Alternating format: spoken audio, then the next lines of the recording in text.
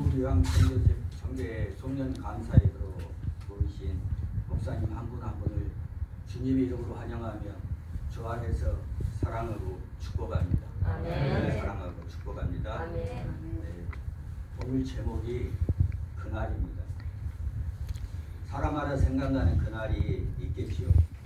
어떤 사람에게는 생각하기도 싫은 그날이 될 수도 있겠지만 어떤 사람에게는 간절히 기다리는 그날이 있겠죠. 이렇게 사람마다 시대마다 그날이 다를 수가 있지만 그러나 성경은 이 땅의 모든 사람들에게 앞으로 되어질 일 가운데 두 가지 확실한 것이 있는데 그것은 죽는다는 것과 심판이 있다는 것입니다. 히브리서 9장 27절에 한 번 죽는 것은 사람에게 정하신 것이요 후에는 심판이 있다고 말씀하고 있습니다. 사람이 한번 태어나면 언젠가는 반드시 죽어야 하는 것처럼 우주의 종말과 심판이 있다는 것입니다. 성경은 인류 역사의 마지막 날에 대하여 많이 그리고 언급하고 있습니다. 신약 성경 216장 가운데 318번이나 그날에 대하여 말씀을 하고 있습니다. 이렇게 성경은 이 세상 모든 사람들에게 죽음과 심판에 관한 문제가 가장 중요한 것임을 말해주고 있는 것입니다. 저와 여러분은 뭐가 중요합니까? 그날을 기억하면서 뭐가 바라는 것이 있고 기억나는 것이 있습니까? 성경에는 가정 공동체 이야기가 많이 나옵니다. 그 중에 대표적인 가정이 야곱의 가정이죠. 야곱은 아내가 넷이에요. 제 자녀 중에 아들이 12이요 딸이 있습니다. 그런데 야곱의 가정의 큰 문제는 야곱이 아내를 편애합니다. 자연히 그의 아들들까지도 편애합니다. 야곱이 가장 사랑하는 자녀는 야곱이 사랑하는 아내 라헬을 통해서 11번째 태어난 요셉입니다. 자녀들 중에서 구별된 채석을 입히고 아버지 야곱의 곁에 아버지를 도와 집안일을 보게 하죠.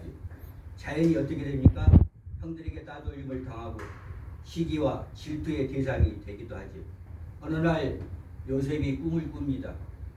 자, 미운 동생이 하는 짓이 하는 집마다 미운 집만 골라서 합니다. 어느 날 요셉이 양에게 풀을 먹이는 형들을 찾아서 형들의 먹을 것을 가지고 먼 길을 가는데 형들이 오는 요셉을 먼저 발견하게 되죠. 그때 형들의 마음을 성경은 이렇게 기록을 하고 있습니다. 창세기 37장 19, 20절에 제가 읽은 목사님이 다 기억하실 거예요. 그래서 제가 좀 편하네요. 성경을 이렇게 같이 제가 읽으면 제가 읽겠습니다. 서로 이르되 꿈꾸는 자가 오는도다. 자 그를 죽여 한 구덩이에 던지고 우리가 말하기를 악한 짐승이 그를 잡아먹었다 하자. 그의 꿈이 어떻게 되는지를 우리가 볼 것이다 하는지라. 요셉이 형들에게 이름에 그의 형들이 요셉이 곧 그가 입은 채색 옷을 벗기고 그를 잡아 구덩이에 던지니 그 구덩이는 빈 것이라. 그 속에 물이 없었더라. 동생을 잡아서 어떻게 해요? 편의의 상징인 채색 옷을 벗겨버립니다.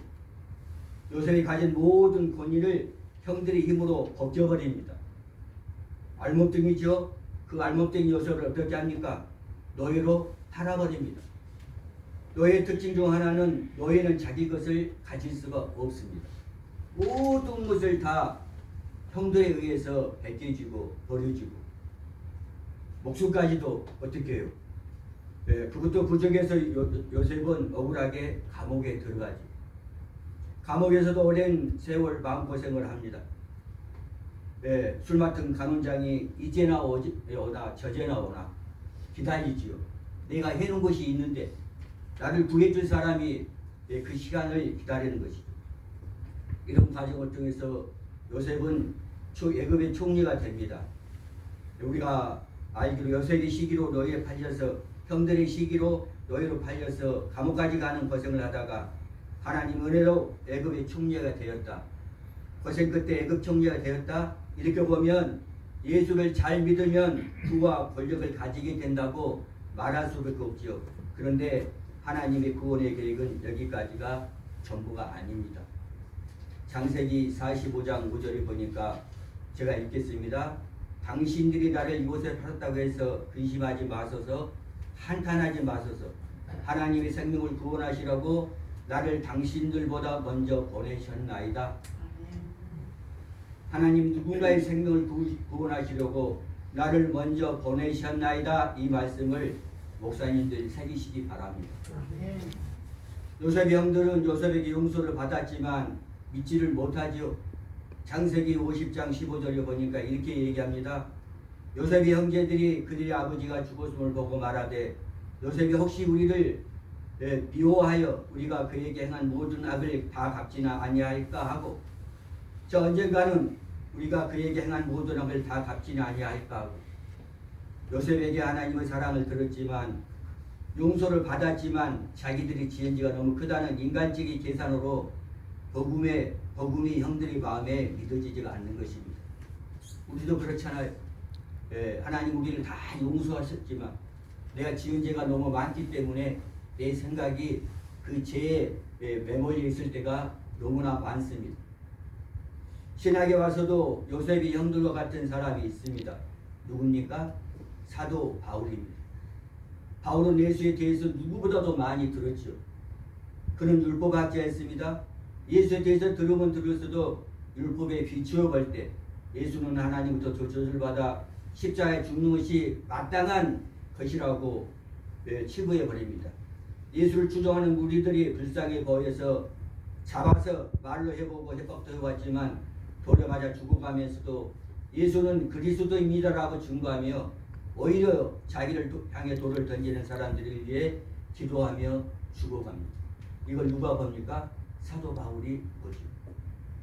자, 바울은 흩어져 살아가는 예수의 추종자를 잡으러 가는 길에 다메섹 가까이에서 부활하신 예수를 만납니다. 바울의 간증입니다. 사도행전 2장 22장 6절 8절 말씀입니다. 가는 중 다메섹에 가까이 갔을 때 오정중되어 호련히 하늘로부터 큰 빛이 나를 둘러비치매 내가 땅에 엎드려져 들으니 소리에서 이르되 사울아 사울아 내가 왜 나를 박해하느냐 하시거늘 내가 대답하되 주님 누구입니까 하니 이르시되 나는 내가 박해하는 나사렛 예수다 하시더라. 바울은 지금까지 누구를 박해해 왔나요?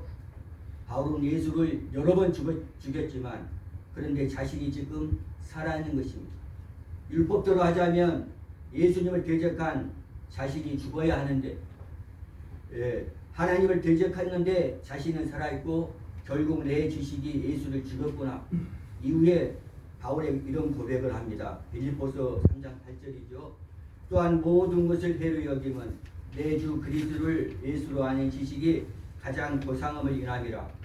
내가 그를 위하여 모든 것을 잃어버리고 배설물로 여김은 그리스도를 얻고 사도 바울은 부활하신 예수를 만난 후에 그동안 자기를 위해 싸웠던 모든 것, 자기가 자랑했던 모든 것을 스스로 버립니다. 자, 요셉은 형들에 의해서 버려 벗겨졌지만 사울은 스스로 배송을 여겨 버립니다. 이것이 예수를 만난 성도들의 모습입니다. 자, 에베소서 2장 8절에 말씀에 너희는 그 은혜에 의하여 믿음으로 말미암아 구원을 받았으니 이것이 너에게서 난 것이 아니요 하나님의 선물이라. 행에서 난 것이 아니니 이는 누구든지 자랑하지 못하게 함이니라.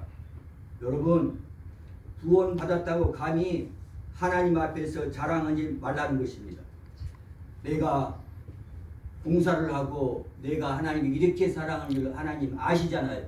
그런데 왜 내가 원하는 것 이루지 않았나요? 안 해주시나요? 하고 하나님 앞에 항변하는 사람들이 있다는 거예요. 지난 2년간 코로나 때문에 우리 요양성계 설립을 하고도 제대로 활동을 못하는 그 사이에 이런 일이 많이 일어났어요. 자, 여러분 구원을 받았다고 예수님은 저와 여러분을 죄를 대신해서 십자가의 제물이 되신 것입니다. 어떤 사람들은 예수님이 우리를 위하여 죽으셨다. 아니죠. 나를 위하여 죽으셨다. 아니죠. 나의 죄값을 지불하셨다. 나의 죄를 위해서 죽으셨다고 분명히 고백하시는 저와 예, 목사님들이 되시기를 바랍니다. 아멘. 그거는 전적인 하나님의 선물입니다. 아멘. 저와 여러분은 하나님의 선물을 받은 하나님의 자녀요 주의 종들임을 믿으시기를 바랍니다. 아멘.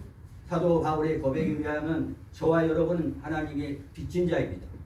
우리는 먼저 구원을 받은 자라서 하나님이 가장 기뻐하시는 생명 살리는 일을 먼저 구원을 받게 하시고 지금 한국 요양성교회로 모이게 하셨습니다. 여러분 목사님들은 어떻게 예수님을 믿게 되셨습니까? CBS 방송부로 새롭게 하소서에 출연하시는 분들의 간증을 들어보면 복음을 듣고 그냥 온 사람, 좋게 말할 때 믿은 사람들이 있죠. 그런데 이런 사람도 있습니다. 한 대 맞고 온 사람, 두 대 맞고 온 사람, 죽기 일보 직전까지 가서야 손 들고 온 사람, 이렇게 구분이 되더라고요. 목사님들은 어떻게 오셨습니까? 저는 마지막으로 소개한 죽기 일보 직전까지 가서야 손 들고 온 사람입니다. 저는 지금도 충무로사가에서 인쇄업을 하고 있습니다. 명함을 전문으로 인쇄하고 있죠. 아까 목사님 명함을 주셨는데 제가 명함을 인쇄하면서도 명함을 안 가져왔어요. 죄송합니다. 네. 그런데 사는 것이 내 마음대로 되는 것이 없더라고요. 저는 참 결혼을 일찍 했어요. 왜? 제가 못 배웠기 때문에 내 결혼 일찍 해서 열심히 해서 내 자신감 꿈은 잘 가르쳐 주겠다 했는데 22살에 결혼해서 23살이가 애기 아빠 됐는데 그 아이가 내성마비가 없더라고요. 그 아이를 고치기 위해서 중국의 병원을 다 돌아다녔어요. 그러다가 그게 내가 죄인이구나 그런 양심에서 알코올 중독이 되죠. 아주 심한 알코올 중독이 되죠. 그런데 어느 날 예수님을 믿으면 구원받는다는 그 복음이 내게 들어오더라. 그날 술이 좀 절쳤나 봐요. 그래서 자다 말고 일어나서 무릎 꿇고 주님 살고 싶습니다. 살려주세요. 술을 못 끊습니다. 술 끊어주세요. 무슨 일인지 다 하겠습니다. 2000년 12월 달에 그 기도를 드렸어요. 몇 달 후에 2001년 4월 12일 날 성령을 받고 말씀으로 저희 성경에 말씀 카드가 있어요. 그 말씀 카드 열어보면 하나님의 사랑 요한복음 3장 16절 말씀이죠. 하나님이 세상을 이처럼 사랑하사 독생자를 주셨으니 이는 그를 믿는 자마다 멸망하지 않고 영생을 얻게 하려십니다. 그 말씀을 읽는 순간에 갑자기 머리통이 시원해져요. 맑은 물이 뒷골을 다 채우는 거예요. 뒤를 채우고 등목을 채우고 씻어내 등으로 씻어내고 발목으로 빠지는데 한 2분 30초 그 순간부터 지금까지 술을 먹고 싶지가 않은 거예요. 그 다음 날부터 내가 새벽부터 신앙생활을 시작했죠. 모든 예배 기도에 참석을 해서 어떤 상황에서도 교회를 떠나지 않았어요. 그래서 10년 동안 모든 예배에 기도에 참석을 했더니 술로 인한 알코올로 인한 내 모든 병을 싹 치유해 주시더라고요. 그리고 저는 우정부에 아무도 몰라요. 그런데 우정부에 정신과 병원에 예배 인도자로 세워주시더라고요. 정신과 병원이 뭐예요? 우울증, 조울증, 공황장애, 알코올 중독이잖아요. 분노조절 장애. 제가 술을 먹어봤잖아요. 왜 술을 먹었는가? 술 먹는 사람도 술 끊고 싶어요. 못 끊어요. 그런데 하나님이 끊어주셨잖아요. 목사님들은 몰라요. 그 사람들 심정을 몰라요. 그래서 내가 가서 2011년 3월 달에 가서 간증을 했더니 친구가 온 거예요. 술 친구가. 여러분 술 끊고 싶지요? 끊고 싶대요. 못 끊지요? 예, 그러니까 중독이죠. 못 끊어요. 하나님께 기도하십시다. 네, 그러면서 거기서 신학을 하게 되고 2016년 9월 달에 목사 안수를 받습니다. 그런데 10월 달에 그해 2010년 10월 달에 세영교회 담임 목사님이 소천하셨어요. 네, 목사님이 병원에 입원해 계시는데 그 입원해서 회복될 때까지 저한테 그 11시 예배만 인도해 달라고 인도했는데 그 다음 주에 목사님이 소천하신 거예요. 그때부터 지금까지 이렇게 그 일을 하게 만드는 거예요. 그래서 그 정신과 병원 세영교회 그리고 나서 코로나가 와버리니까 병원에 정신과 병원은 예배를 못 주고 지금은 주간보호센터와 요양 예배를 지금 요양원 예배를 드리고 있죠. 앞으로는 내년쯤 1월달 되면 1월달에 이제 며칠 안 남았잖아요. 병원 예배가 회복되고 또 한 곳 요양원이 또 예배가 돌아서 1월달부터 시작하고 그러니까 요양원 2곳, 주간보호센터 1곳, 병원 또 교회 예배 또 제가 또 일을 하고 있기 때문에 그런 일을 하고 있어요. 올해 6월달에 요양원이 한 군데 있는데 거기는 평수가 한 500평 되는 요양원이거든요. 그런데 거기 가서 예배를 드리는 중에 부탁이 왔어요.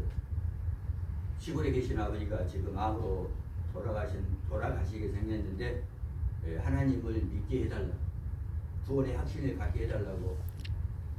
여기도 계시는 아니 분이고 전라도 장성에 계시는 분인데 그런데 기도를 했더니 전화로 복음을 전하라는 5시에 정확히 5시에 전화를 해서 어르신 이름을 부르면서 같이 예배를 드렸어요. 1시간 동안. 그것이 장장 한 달 보름 정도 했을 거예요. 나중에 병이 약화돼서 그 요양원 의정부는 요양원으로 와. 요양원 원장이 따님이기 때문에 따님 아버지가 이렇게 아프셨어요. 그래서 요양원에 내가 아침마다 가서 기도해드리고 했더니 나중에는 예수님을 믿고 예수님 따라 가겠다고 예수님이 나를 빨리 안 데려가냐고 그렇게 얘기하시는 거예요. 그런데 여기 올라와서도 통증이 심했는데 매일 와서 기도하고 하나님을 찬양하고 했더니 통증이 다 없어지고 9월 8일 날 소천하시기까지 그렇게 기도해 드리면서 그렇게 되더라고요. 여러 가지 일이 많이 있지만 제가 다음 기회에도 한번 말씀드리고 제가 한국 요양선교회 인연을 맺게 된 것은 아주 기회가 우연한 기회였어요. 2018년 그렇죠? 하영수 목사님 핸드폰을 바꾸러 갔어요. 핸드폰을 바꾸러 갔는데 갑자기 제 입에서 요양선교회가 필요하다는 얘기를 하고 근데 우리 목사님이 그 일을 두고 하는 얘기가 어떻게 내가 그 일을 한 줄 알았어요? 그러는 거예요. 나는 그 얘기를 전혀 얘기 않고 내가 지금 요양선교에 대해서 얘기를 내가 왜 했는가도 내가 기억을 못할 정도인데 그 얘기를 듣고 나서는 목사님이 내가 그 일을 지금 추진하고 있는데 굉장히 어렵다고 그러면서 다시 힘을 얻어서 2020년 1월 달에 설립 허가를 받게 되죠. 그러면서 우리가 설립 예배를 드리려고 했는데 어떻게 해요? 코로나가 가지고 지금까지 한국요양선교회를 설립을 하고 코로나로 인하여 잠시 지내는 동안 조그마한 자극이 있었지만 하나님은 그때도 일을 하셨습니다. 좋은 모습으로 모두 정리를 해 주신 것입니다.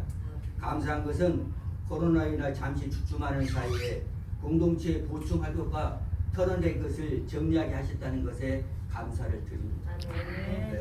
저와 여러 목사님께서는 하나님이 사랑 요셉의 고백처럼 하나님의 생명을 구원하시려고 나를 당신들보다 먼저 보내셨나이다. 그런 마음이실 것입니다. 오늘 은퇴하신 목사님이 말씀하시는데 우리 회장님도 말씀하시잖아요. 연장선이라는 것이죠. 우리는 어떤 목사님이 그렇게 말씀하시다고요. 우리는 은퇴가 없다. 은퇴가 없다. 어느 곳에든지 나를 부르면 복음으로 그 생명을 구하는 일이 내가 할 일이라 그렇게 말씀을 하시더라고. 우리 목사님은 다 그런 마음을 가지고 계실 줄로 믿습니다. 그런데 사람들은 현세에 관해서는 많은 관심을 가지고 있지만 말세나 혹은 내세에 관해서는 별 관심이 없는 것이 사실입니다. 그러나 예수를 믿는 저와 여러 목사님은 잠깐 되는 현세보다 영원한 내세를 준비해간 말세에 더욱 관심이 많으실 줄 믿습니다. 사실 지혜로운 사람은 현실만을 위하여 사는 것이 아니라 장래를 준비하는 사람입니다. 우리가 노후를 말하지만 사후를 준비하는데 더욱 힘써야 될 줄로 믿습니다. 오늘 본문 25절을 보면 그날이 가까운 볼수록 더 그리하자고 했습니다. 그날 말세를 내다보고 하루하루를 준비하며 사는 사람은 지혜롭고 복이 있는 사람이 될 것이나 그저 현실만 위해서 사는 사람들은 부자처럼 태평성을 갖지만 그날이 가장 어리석고 가장 불행한 자로 드러나게 될 것을 우리는 압니다. 특별히 오늘 본문에서는 그날을 준비하는 것으로 두 가지를 강조하고 있습니다. 첫째는 그날을 준비하는 것으로 첫째는 사랑과 선행을 격려하라는 것입니다. 24절 제가 읽겠습니다. 서로 돌아보아 사랑과 선행을 격려하며 그리스도의 사랑을 기초로 한 모든 일과 봉사는 바로 선행입니다. 아무리 봉사를 많이 한다 할지라도 사랑으로 하지 않은 모든 일은 자기를 드러내기 위한 것이도 하나님이 보시기에 심히로 유익한 것입니다. 고린도전서 13장 1절 3절에는 이렇게 기록이 되어 있지요. 제가 읽겠습니다. 내가 사람의 방언과 천사의 말을 할지라도 사랑이 없으면 소리나는 구리와 울리는 꽹과리가 되고 내가 예언하는 능력이 있어 모든 비밀과 모든 지식을 알고 또 산을 옮길 만한 모든 믿음이 있을지라도 사랑이 없으면 내가 아무것도 아니요 내가 내게 있는 모든 것으로 부지하고 또 내 몸을 불사르게 내줄지라도 사랑이 없으면 내게 아무 유익이 없느니라.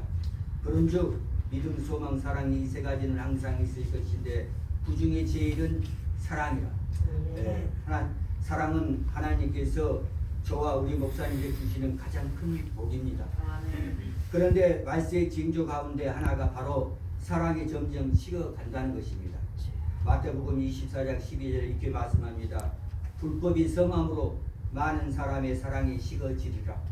불법이 성함으로 많은 사람이 사랑이 식어지리라. 그렇습니다. 말세가 가까우면 가까울수록 불법은 성해가고 반면에 사랑은 식어간다고 말하고 있습니다. 현실 보면 그것이 맞잖아요. 심지어는 교회 안에서도 마찬가지. 오늘날처럼 개인주의, 이기주의 팽팽한 시대는 별로 없었을 것입니다. 작은 개척교회 목사님들이 그렇게 말씀하시더라고요. 교회 나와서 어떻게 해서 한 달, 두 달, 석 달 이렇게 해서 이제는 정착하는 우리 교인이 됐구나 하면은 큰 교회로 가버린대요. 그래서 어떤 풍경에는 참 감동이 되더라고요. 예수를 믿는 사람은 새신자로 등록을 받지 않은데 그런 교회가 있더라고요. 그래서 우리 교회에 있던 사람이 거기 가서 부부가 거기 갔어요. 저희 교회도 4명이 예배 드리다가 지금 한 20명이 예배 드리는데 부부가 아이 둘 결혼해서 아이 둘 낳고 가서 다른 교회로 갔더니 그 교회에서 그렇게 말을 하더래요. 우리는 등록된 사람은 다른 교회 등록된 사람 받지 않는다. 그런데 그 얘기를 했나 봐요. 아이 교육 때문에 큰 교회에 올 수밖에 없다는 것을 지금 그런 시대. 자, 교회라고 할지라도 사랑이 없으면 교회가 아니요 주의 종이라고 할지라도 사랑이 없으면 주의 종이 아닙니다. 천국은 사랑이 충만한 것이요 지옥은 미움과 시기와 질투만이 가득한 것입니다. 다시 말해서 사랑이 없는 것은 지옥이라는 것입니다. 이런 점에서 볼 때 오늘날 천국 백성이라고 하면서도 지옥에 살고 있는 사람들이 얼마나 많은지 모릅니다. 다 예수 믿는 사람이라고 말하죠. 근데 예수 믿는 사람 중에서도 하나님의 일을 생각을 하지 않고 자기가 어떤 일을 이루고자 하는 일에 대해서 그래서 그 일을 위해서 예수를 믿는다고 하는 사람들이 많습니다. 하나님은 사랑이십니다. 하나님의 사랑은 죄로 영원히 죽을 수 없던 우리를 구속해 주신 예수 그리스도 십자가 대속의 사랑인 줄 믿으시기 바랍니다. 우리는 하나님의 사랑과 은혜가 아니면 1분 1초도 살 수가 없는 존재들입니다. 예수를 믿는다 하면서도 예수를 떠난 사람은 먼지일 수밖에 없습니다. 먼지는 털어내야 되잖아요. 그렇다면 우리 안에 우리 마음에 혹시라도 먼지가 있으면 털어내시는 우리 목사님들 되시기를 바랍니다. 그렇습니다. 우리가 서로 사랑할 때 하나님 우리 안에 거하시며 우리 마음에 천국을 이루게 되는 것입니다. 그날을 준비하는 것으로 두 번째 모이게 힘쓰는 것입니다. 오늘 우리 하 목사님 기도하실 때 이 빈절에 있어서 안타까운 마음이죠. 그러나 이제 2003년이 다가오고 우리 요양성교회가 생명살리는 일에 활발히 정말 열심을 다하면 이 자리가 커지고 넓어지고 많은 사람이 채워질 줄로 믿습니다. 네. 새로운 사무실, 큰 사무실로 이전해야 될 줄로 믿습니다. 네. 말세의 또 다른 증조 가운데 하나가 바로 모이기를 멀리하는 것입니다. 모이기를 게을리합니다. 인류 비극 가운데 하나는 분열이죠. 그래서 인류의 역사는 분열의 역사라고까지도 말할 수 있습니다. 신학적으로 죽음이라고 하는 것은 영과 육의 분리를 말합니다. 그러므로 분열과 분리는 파멸과 죽음을 의미하기도 하는 것입니다. 어떤 의학자는 이렇게 말씀합니다. 질병은 바로 육의 죽음을 한 가정이며 두려움과 시기, 질투, 미움은 영적 죽음의 한 가정이라고 말하고 있습니다. 이러한 점에 있어서 모기를 점점 게을리하게 되는 것은 영적으로 점점 시들어가고 죽어가고 있다는 것입니다. 반면에 모기를 점점 힘쓰며 그래서 함께 기도하고 찬송하며 함께 예배하며 전도하며 생명을 살리는 일은 그 영이 점점 주님과 가까워지며 점점 그 심령이 윤택해지고 강건해짐을 말하고 있는 것인 줄 믿으시기 바랍니다. 여러분 목사님들, 하나님께서 왜 우리 요양성교로 모으셨습니까? 24절과 같이 서로 돌아보아 사랑과 선행을 격려하라고 모으신 것입니다. 하나님은 선한 일을 한다고 하지만 우리가 사는 이 세상은 환난과 여건과 수없이 많은 고난이 일어나고 있습니다. 그래서 주의 종들이 상처받고 피곤에 지쳐 쓰릴 때도 있습니다. 낙심하고 실망할 때도 있습니다. 홀로 살아가기 어려운 세상이 되어버렸습니다. 참으로 험악한 세상이죠. 그러므로 주의 종들은 그리스도 안에서 한 형제 자매로서 서로 형편을 돌아보며 어려운 그 심정을 들어주며 서로 사랑하며 서로 이루하며 그래서 피차 힘을 얻고 더 나아가서는 주의 선한 사업에 더욱 열심히 할 수 있도록 격려하기 위해서 모이는 것입니다. 우리 요양성교회가 그렇게 되기를 소원합니다. 아멘. 주님을 사랑하는 목사님들, 지금까지 저와 여러분은 어렵고 힘든 코로나 시절을 잘 지내왔습니다. 이제 코로나는 다스려질 것입니다. 이제부터 초대 교회 공동체들처럼 요양성교회를 중심으로 모이기를 힘쓰며 은혜를 사모하며 기도에 힘쓰며 예배에 힘쓰시기를 소원합니다. 아멘. 그래서 하나님이 가장 기뻐하는 영혼 구원에 힘쓰는 열정으로 각자 목사님들에게 맡겨진 예배를 통해 나이 드신 우리 어르신들 영원한 생명을 얻게 하고 더 풍성케 얻게 하는 일에 매진하시기를 소원합니다. 아멘. 저는 엊그저께 추수 감사절에 세례를 5번을 주기로 했는데 기도를 하는 중에 첫 주에 세례를 주게 그것을 마음이 그래요. 그래서 첫 주에 5명을 세례를 줬어요. 한 명은 병상세례. 그래서 병상세례에 계신 분이 세례를 받고 그 다음 주에 소천하셨어요. 그분을 위해서 그렇게 하셨나 보다. 그래서 하나님의 역사는 우리가 기도할 때마다 마음에 울림이 와요. 그게 저는 인도라고 봐요. 그리고 주간 보호실 때는 한 명이 세례를 받으셨어요. 5명 중에 소천하신 분이 이름 때문에 너무나 많은 어려움을 당했더라고요. 우리 어르신들의 마음에는 상처받은 사람들이 많아요. 또 찾아오는 사람이 없기 때문에 우울한 사람들이 많아요. 그런 사람들의 마음을 우리가 기도해 주면서 또 읽어주면서 또 격려해 줄 때 많은 위로가 될 줄로 믿습니다. 평생에 불교에 심취했던 사람도 예배를 드리니까 하나님 말씀에 진리를 찾았다고 그분의 말씀에 진리를 내가 이제야 진리를 만났구나.